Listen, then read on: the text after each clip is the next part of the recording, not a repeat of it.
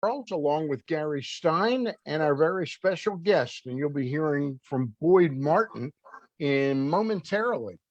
Want to remind you folks that we are brought to you by C3 American Exteriors. C3 American Exteriors. Their website is c3america.com. Check out their website to find out how you might be able to be eligible for a brand new roof for just the cost of your insurance deductible. You know, I always say whenever I do these Zooms with Gary or Ross Grimsley on Mondays and Wednesdays, that if you own a home, there's nothing more expensive than fixing or replacing your roof that you could be facing. And if so, I'd want to check three boxes. I'd want to know the people I'm dealing with. I'd want to like them, and I'd want to trust them.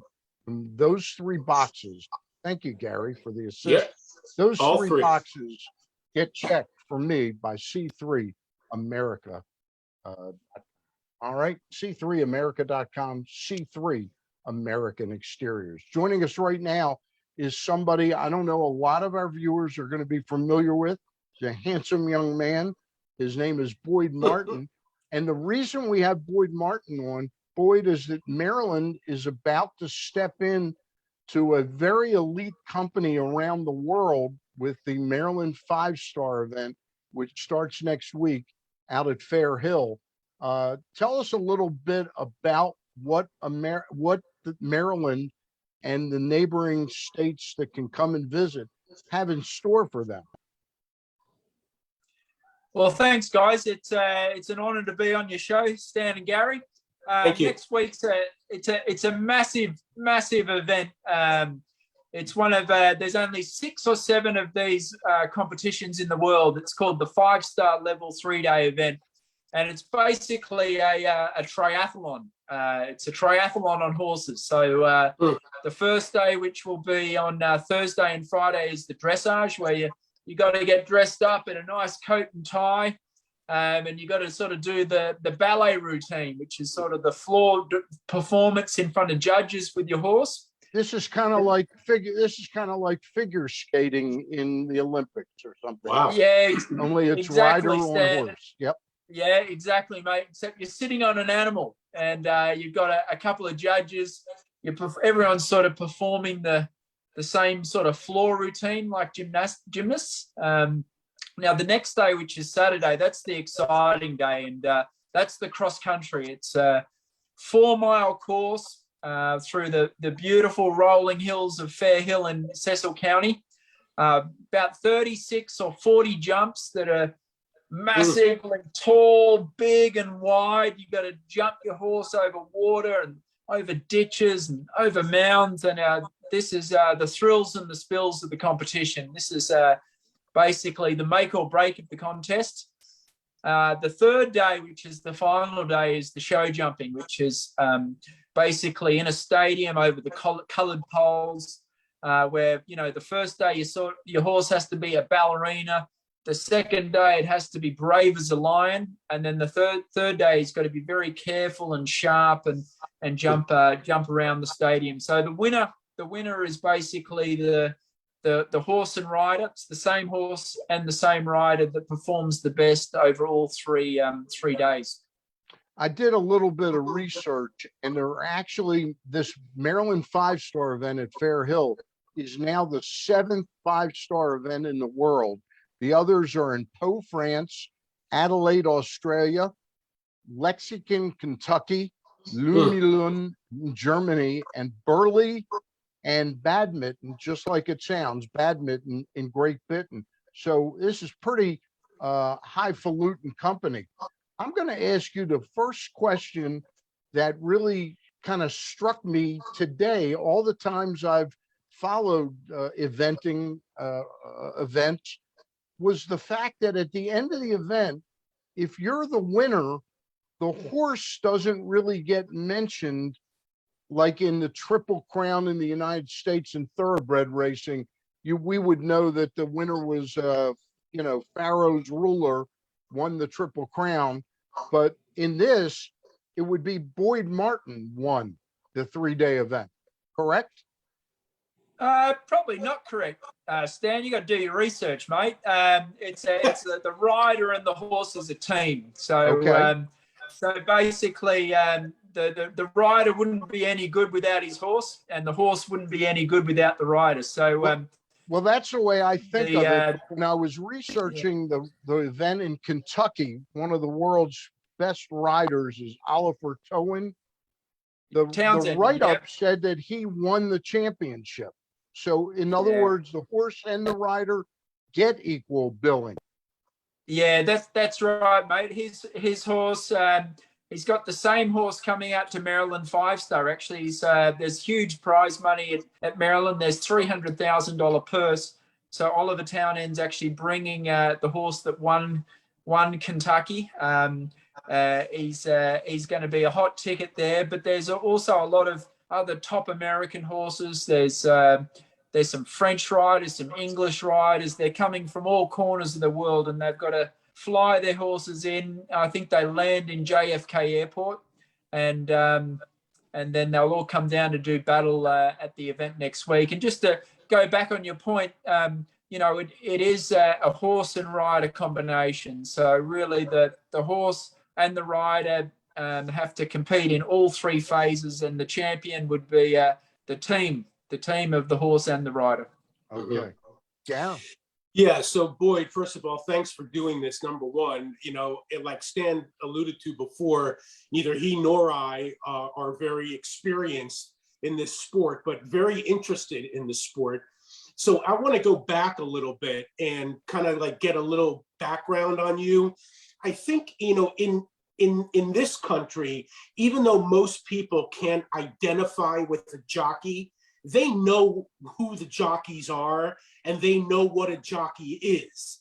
But I don't think a lot of people in this country, just a regular mainstream sports fan, can really identify with what you do as opposed to a jockey. So I wanted to find out about your background. How did you even get involved in this in the first place? And how do you get better? Like, how do you progress in your career? Well, mate, I grew up in Australia. I don't have very much of an American accent, so I was lucky. I grew up in Australia. My mum was American, though, or is American. She was born in Springfield, Illinois, and she went to the Olympics for speed skating for the United States at Grenoble in 1968. Met my father at the Olympics, who was Australian. Who was a cross-country skier, a Nordic skier. And I grew up in Sydney, and there wasn't much winter sports there, as you could imagine. So horses and pony club, and it was sort of the thing that was in our area, and I sort of got right into it. And, fast forward 20 or 30 years, I've had ups and downs, highs and lows, broken bones, somehow ended up in America. And, the rider, different to racing, is basically the manager, the trainer, and the pilot. We work with these horses every single day of their career, where a jockey that you see at the Kentucky Derby might just sit on the horse a couple of times, mostly the races. And we've got these horses, a lot of them keep going till they're 15, 16, 17 years old. So you really they're your partner. You get them usually at 3 or 4 years old. Train them every day, teach them to jump, do the dressage, and then for this Maryland 5-Star, it's the very pinnacle of the sport. So it's an unbelievable test of stamina and endurance. So you really have to put in an amazing amount of fitness work with your horse. So the horse I'm riding there, it had a hard gallop this morning, and then tomorrow we're practicing our dressage. And the following day we'll be working on its jumping, and so we've got a huge partnership with these animals. So that's interesting that you talk about the fitness aspect of it, because actually I was going to ask you about that next. You just talked a little bit about the fitness that you do with the horse, but in terms of you as an athlete, I mean, you're obviously a young, good-looking, fit person. Okay, what do you do? Like for baseball and football and basketball players, we kind of know what their fitness regimen is. They lift weights, they run, they shoot, they do all the things. But what do you do personally as an athlete to stay fit and in tip-top shape?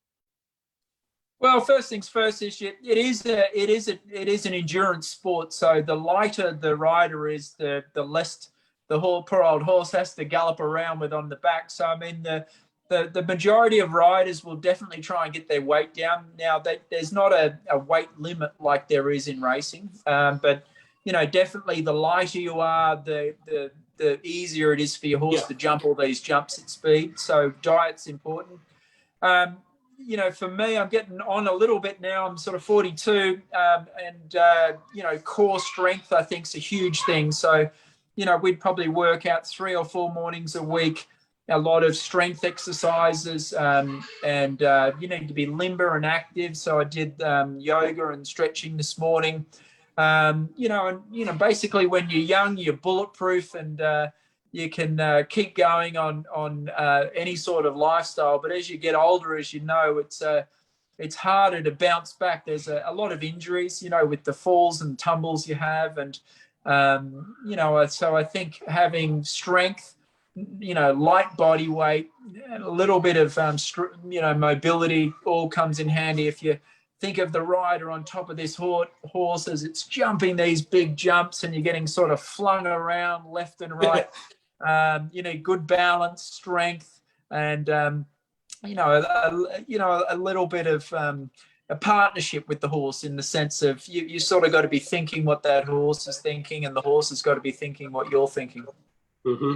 We're talking with Boyd Martin. He's one of the U.S. best riders, equestrian eventing type riders, which is a combination of dressage, cross country, and show jumping. I wanted to touch base with you on the concept of what the ultimate moment is in your sport. I keep going back to my years of watching horse racing, thoroughbred horse racing, and it's to be there at the finish line. Is there a moment in what eventing is that is the penultimate moment that the fan can understand that he just won? He just almost guaranteed that he won this race. He or she won this race. It's interesting, straight off the bat, I'd want to say the Olympic Games. The Olympic Games is a contest that's recognized all over the world. It happens every 4 years. Funny enough, it's not actually the best of the best in our sport. If you think of eventing, there's 3 riders from every nation, and then they try and gather up as many nations as they can. So, at the Olympic Games, you're really just seeing the 3 best English riders and the 3 best American riders and the 3 best German riders. And funny enough, in eventing, it's these 5 stars which are the most prestigious. Probably a little bit like the Grand Slams in tennis or whatnot, or the golf majors. If you talk to the golf or tennis guys, I'm not sure the Olympics is their ultimate goal. So for me, winning one of these 5 stars is truly a reflection that you are the best in the world. And I think Maryland 5-star has got the number top 1, 2, 3 riders in the world flying over from Europe to contest here. So I think Maryland next week's going to be a huge moment for me and every other competitor in the field. That's a terrific answer, but the question I had, and I probably didn't communicate it well, is at Fair Hill over those 3 days, is there a moment that the fan can tell who has won or who is in the lead? In other words, comparing it to a Triple Crown race, it's the finish line.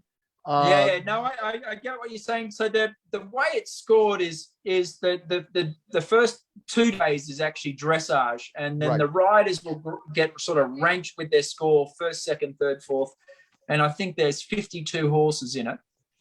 The second day is cross country, and everyone sort of goes in their sort of order as what they did the dressage, and the time penalties and the jump penalties you get are calculated automatically on this sort of electronic scoreboard.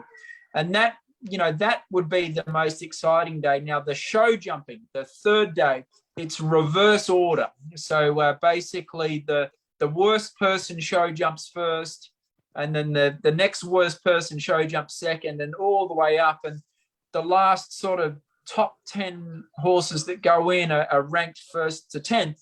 So really, and a rail down in the show jumping, you get penalised 4 penalties. So there's these sort of automatic scoreboards, and the rider who show jumps last is holding the lead, and they basically can either win it or they can lose it if they knock a rail down. So it's actually a very exciting moment. That third day, the show jumping day, the final day, is where you'll see the champions or the winner be victorious, and it's a very exciting moment just because it's sort of a reverse order of draw, and if the winner jumps clear or the last guy jumps clear, he is the winner or she is the winner. Thank you for clarifying that, Gary. I'm going to ask one more before I toss it back to you. The eventing, Gary, go ahead. When I went to explain to him that I wanted to ask No another problem. question, I forgot it. Go ahead. So I want to go back to a little bit what you were saying before, how the relationship between the rider and the horse in eventing is much longer and deeper than perhaps it is in thoroughbred horse racing. As you mentioned, jockeys may only ride on a horse a couple times, or maybe one season or something like that, where you and the horse are together for many, many years. But are there situations or instances, like how many horses have you ridden in your career over the last 20 years? Like what situation would arise that you would go to a different horse? Yeah, so it's an interesting dynamic. Basically all the horses have an owner, a little bit like racing, and I'd be lucky enough now in my career where I can sort of go and scout horses and pick out horses, and it's expensive to carry a horse, and keep training it and feeding it, and it's some of these horses are in our barn for 10 years straight. So it's an interesting dynamic where I'm the rider, but I've also got to sort of be finding the horses and then also linking the horses up to an owner that's going to sort of finance the whole journey. And you're looking for a horse that's what you think's got the ingredients of a champion. And it's a jack of all trades, trying to find a horse that's sort of got the movement and the look and the presence for the dressage, and then obviously the jumping ability and the gallop and the strength and the courage for the cross country, and then they've got to be sharp and careful and tough horses to come out and show jump. And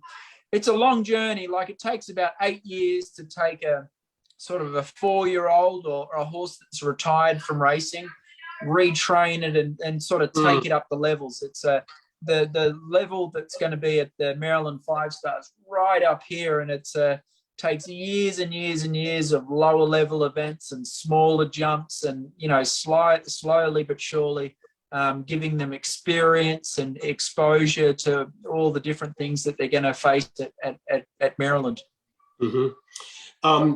And one other question was relating to the cross country event, which I believe is the middle event, at the eventing. Yeah. So in a thoroughbred horse race, again, jockeys are jockeying for position.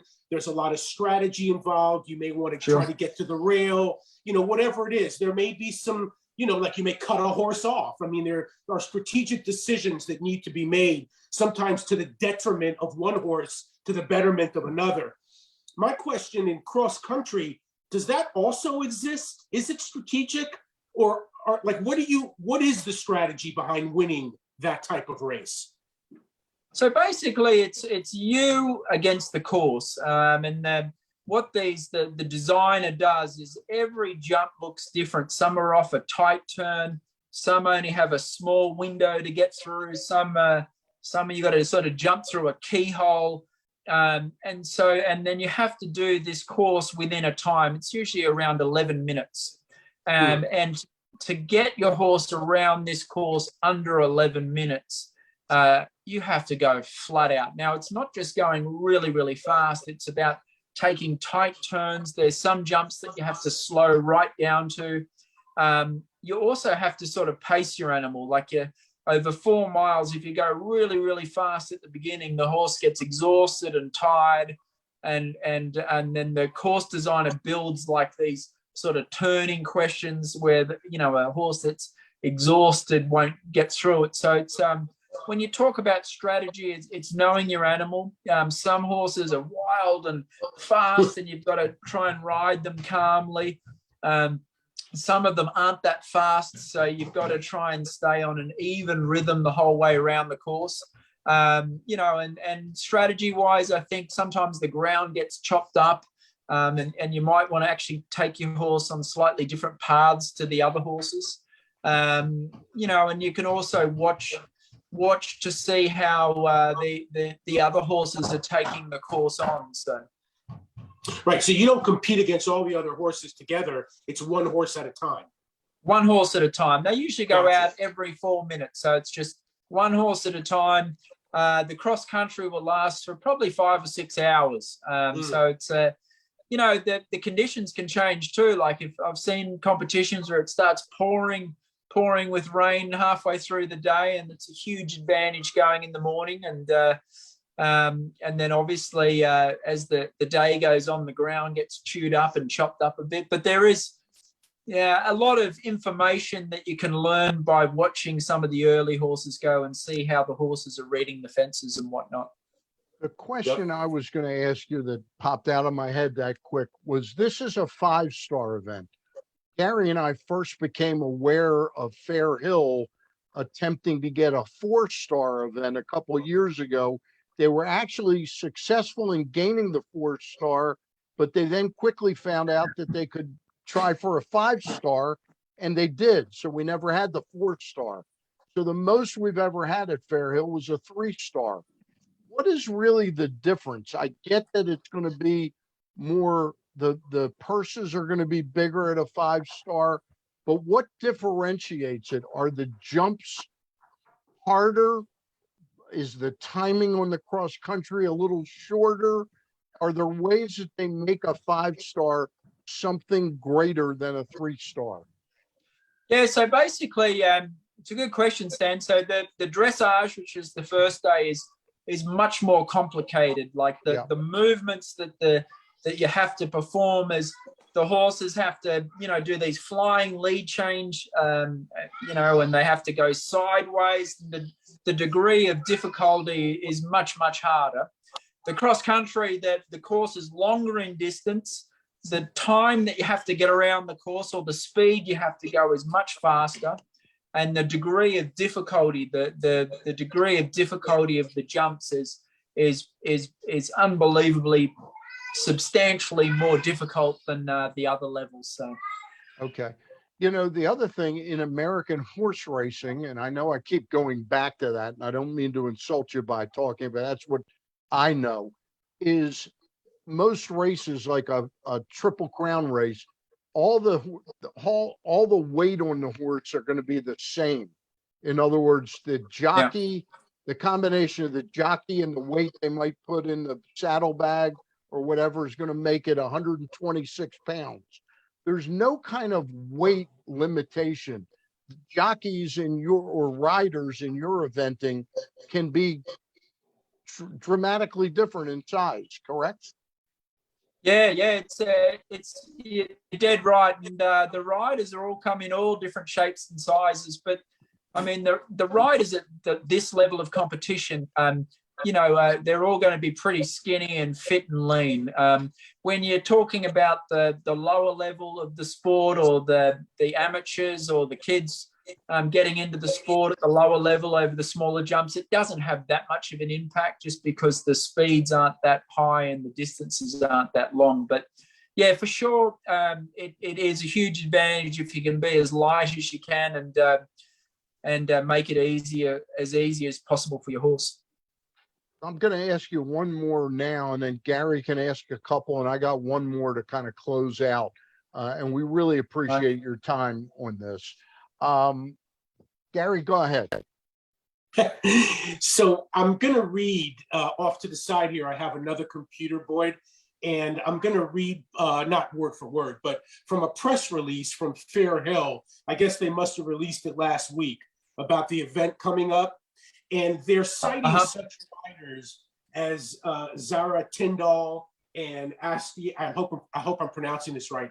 Astia Nicholas, and of course yourself, Boyd Martin, and some other riders that they mentioned, Harry Mead, Maxime Livio from France. These are riders that you're going to be participating or competing against next week. So my question is, for the American sports fan, to make an analogy, right? Are these the Tom Brady's and the LeBron Jameses of your sport? What are we seeing if we go next weekend? Yeah, they're the best of the best. I mean, those names that you rattled off then were Olympic gold medalists, world champions. They're the very, very best that the world has on offer. So this Maryland 5-star is one of the world's premier events. You know, I try and think of it as the Kentucky Derby, except that the Europeans and New Zealanders and Australians and everyone are coming all the way here to Maryland to compete here. So it is the best of the best. And for us, it's obviously a smaller sport, and it's a huge amount of prize money. And, you know, and I think beyond that, there's only a small number of 5-stars in the world, and the top riders are all, you know, that they sort of measure their success of their career if they can win one of these 5-stars. And a final question, Boyd. I noticed that in the background, you've got some kids chirping up a little bit, and you mentioned that you have 4 of them running around back there somewhere. I don't even know their ages, but my question is, have they shown an interest in what you do? And do you think they'll follow in your footsteps? And would you get personal pride out of that? Sadly, I don't think they care at all what I do. They're 3 years old and 6 years old. You know, I'm very fortunate that I've been to 3 Olympic Games, and I don't think they give a crap at all. So it'll be interesting to see if they get involved in the sport. You know, like it's all I do 7 days a week from morning to sundown, and I think they'll either really get into it, or they'll be so sick of it growing up they want nothing to do with horses. So we'll see what pans out. I mean, I love to see them do it, just because horses and this sport have taken me around the world and taken me places I've never only dreamed of, and I've made something of my life, you know, just through this passion for competition and training horses and chasing a dream. And who would have ever thought that I'd end up in America doing what I'm doing? And so I hope they find something like I did. Good. Hey, my final questions, Boyd, the dressage. That is such for an athlete like you are, because there's no question a rider like that is such an athlete, but to be able to come up with what the program you're going to do is, how do you design the program, and how long does it take to teach the horse what you're going to try and attempt to do that is sort of like a ballet of sorts? Yeah, so it takes years and years and years of training. You know, if you think of a young horse, like it has no idea of going sideways with its head down and changing its lead and stopping and going backwards and doing this in an elegant way, in an elegant shape.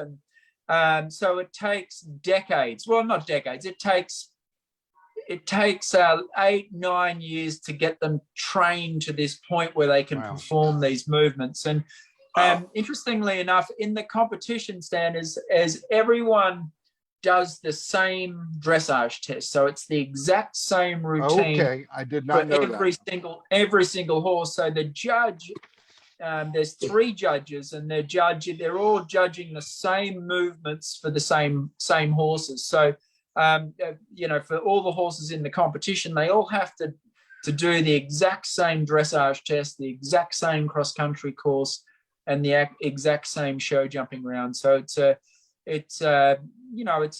obviously it's always an interesting discussion point of which horse did it better than which horse, and it's sort of they're judging the complete picture of how the rider's sitting and how easy they're making it look and how flamboyant the horse is presenting and how relaxed and easy they're making it look. So there's a lot of training and preparation that goes into the first day of the dressage. And obviously with the scoring, that's your base score, and you can only sort of gain more penalty points on top of that. So it's important that you do a really good dressage test, especially with this field.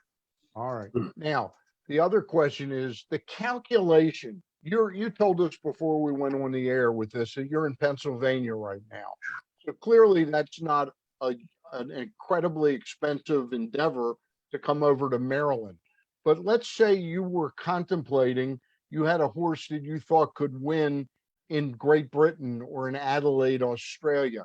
What is the calculation? How do you weigh whether the horse can win with the expense of trying to win one of these other 5-star events around the world? Yeah, I mean, it's not cheap, because, if you're a tennis player, you get a bag and you put your tennis racket in the bag and you get on the plane, With 3-day eventing, you've got to fly your horse, and they fly out of JFK. I mean, you can't ride your horse to Australia? No. Jeez, I learned something new every day. Planes.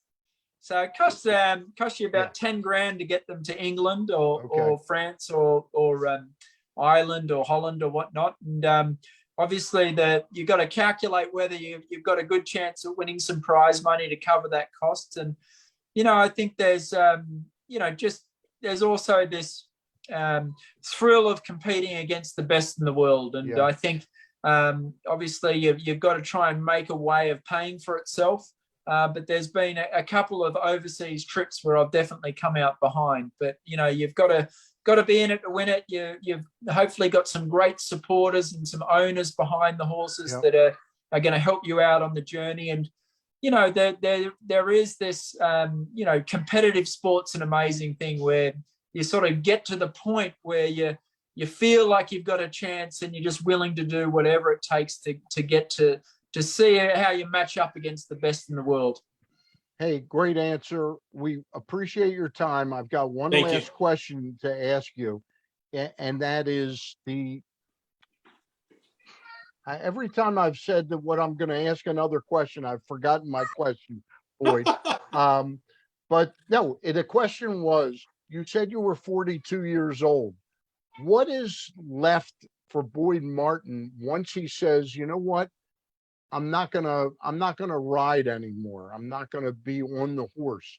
Is there money to be made in teaching riders? What is a career after their riding is over? Well, the good news, Stan, is that your career as a rider, if you can stay healthy and stay motivated and stay hungry, you can keep going and going and going. Like there was a guy that won the bronze medal at Tokyo that was 60 years old. So as long as, it's a lot of hard work, early mornings, you've got to stay hungry and still want to do it and not lose your edge. You need to have good reactions. It takes a fair bit of heart and bravery. And sometimes riders sort of lose that as they get older. The after career, you see people go in all different directions. Obviously, as you mentioned, coaching's a big one. They're especially in America, there's a huge passion for riding and horses and competition. And I supplement some of my income by coaching and teaching. Obviously, there's different avenues as well. There's selling horses, becoming a bit of an agent, or picking horses and selling them on. I think for us, where we bought a training facility here in Pennsylvania, and having that people keeping their horses here and paying to keep their horses here and riding their horses here every day. It's sad though, obviously endorsements for me at the moment are a good one, and that'll all disappear. I'd like to, basically, I'm going to keep riding until I can't walk. And then I'm going to figure it out after that, Stan. Hey, we appreciate your time, as I said, and we hope we ask some questions that might tweak somebody's interest in coming out to this event. Because from everything I hear, the industry is really excited about Maryland getting this event and it coming off next week at Fair Hill. Yeah, thanks, Yeah. mate. It's going to be massive. It's in the sport of 3-day eventing. This is it. This is the Wimbledon. The best of the world are coming, and it'd be great if an American rider that's got an Australian accent wins. I couldn't agree more with you. Until we talk next week to Buck Davidson, who we're going to talk to next week. Hey, if folks have gotten interested in this from viewing this Zoom, we hope you have. Maryland 5, the number 5, Maryland 5star.us/tickets is where you can find out about this event.